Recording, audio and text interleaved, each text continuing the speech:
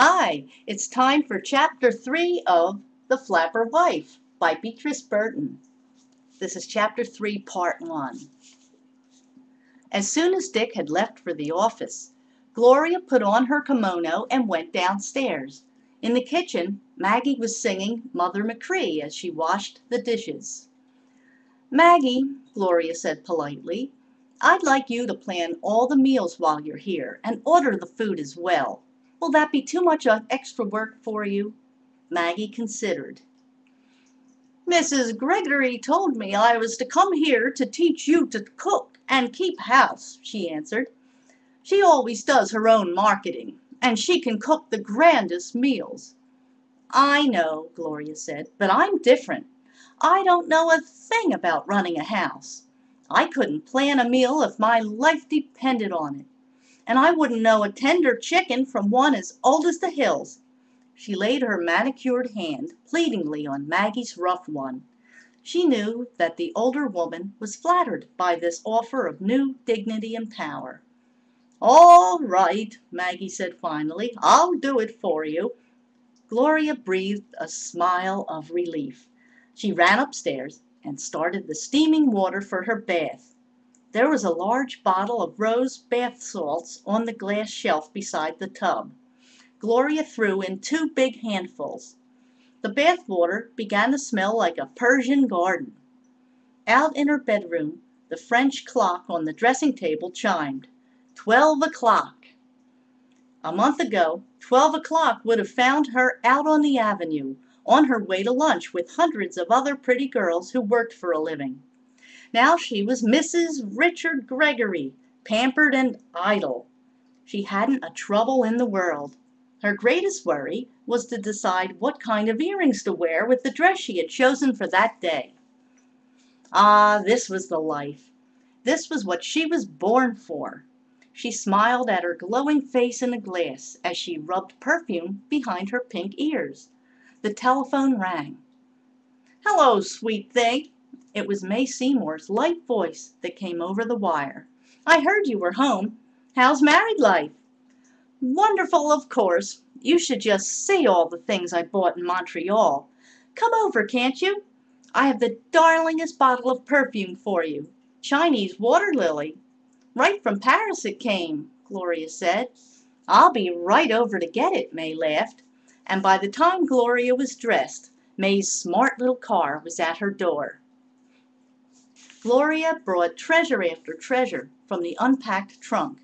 Lipsticks that were indelible, geranium rouge, stockings the color of sunburnt skin, a 3-strand pearl necklace, and the new fur coat. She held the coat up for May to admire. My dear, you remind me of the Queen of Sheba, and nobody else but, May exclaimed in her cheerful, slangy way. I've got to trot along now. I have a heavy date with the hairdresser. But first, I'm going to open this wonderful perfume you've given me and douse it all over my coat. Isn't that the most heavenly smell? Just think, Angel, you wouldn't have all this sudden wealth if it hadn't been for me. It was true, for Gloria had met Dick through May and her husband. May and Gloria had gone to business college together. Then May had found a job in Dr. Seymour's office and had married him. And at one of their parties, Gloria had first seen big, quiet Dick Gregory and had marked him for her own. Her eyes were dreamy as she thought of that long-ago night.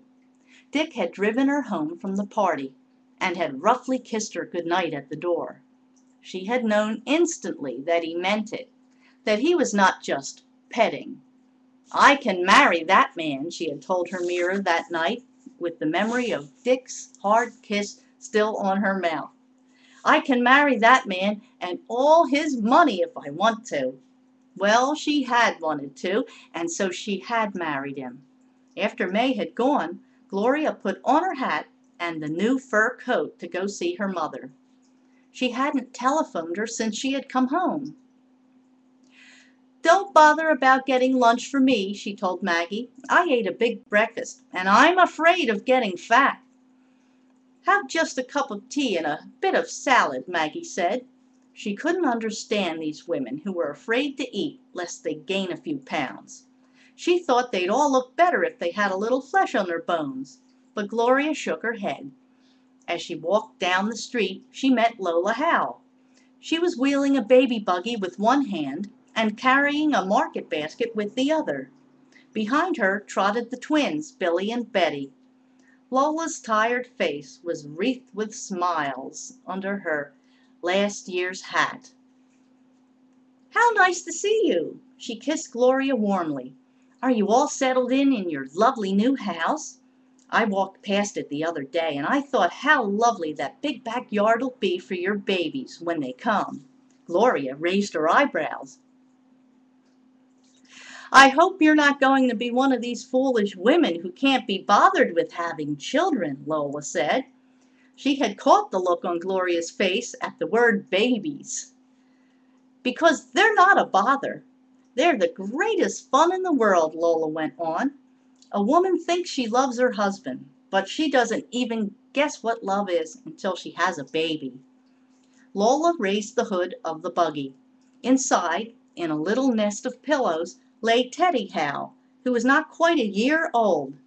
His long lashes lay in a dark shadow on his cheeks. Little gold wisps of hair curled from under his bonnet. "Isn't he a love?" Lola asked. "Nice baby," was all Gloria could find to say. She said goodbye and then walked on. The little house of her girlhood looked shabbier than ever before when she came down the street. The paint was scaling in places, and the snowy lace curtains had been darned in a dozen places. A card tacked up beside the doorbell read, "Bell out of order. Please knock." Gloria knocked. Her mother opened the door. The minute she saw her daughter, she began to cry. "Whatever in the world's the matter, Mother?" Gloria asked. She pushed the door shut and patted her mother's gingham shoulder with one hand in its white kid glove. "Oh, I don't know," her mother sobbed. "I guess I'm so happy at seeing you married off so well to such a good man that I just have to have a good cry." She wiped her eyes with one corner of her white apron. "You've always been a worry to your dad and me, Gloria," she went on.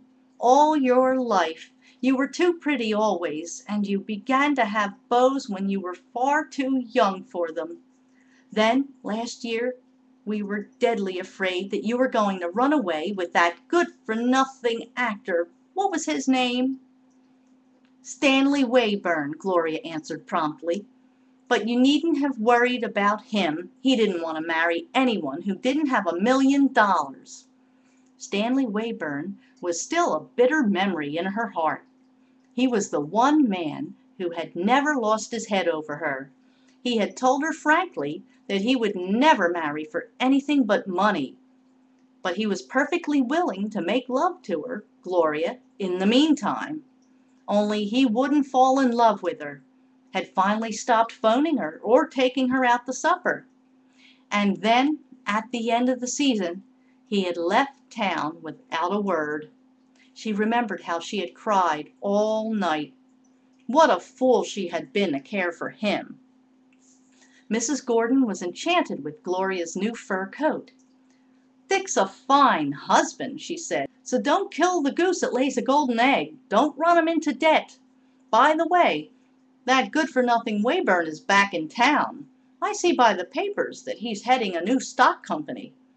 "Is that so?" Gloria asked innocently, but her heart leaped. Stan Wayburn here playing? And this was matinee day. Gloria glanced at her wristwatch. 2 o'clock. If she hurried, she could get to the theater in 15 minutes. "Well, I must be going. I just stopped in on my way downtown to see Dick," she fibbed, and kissed her mother goodbye. Stay tuned for part 2 of Chapter 3 of The Flapper Life by Beatrice Burton.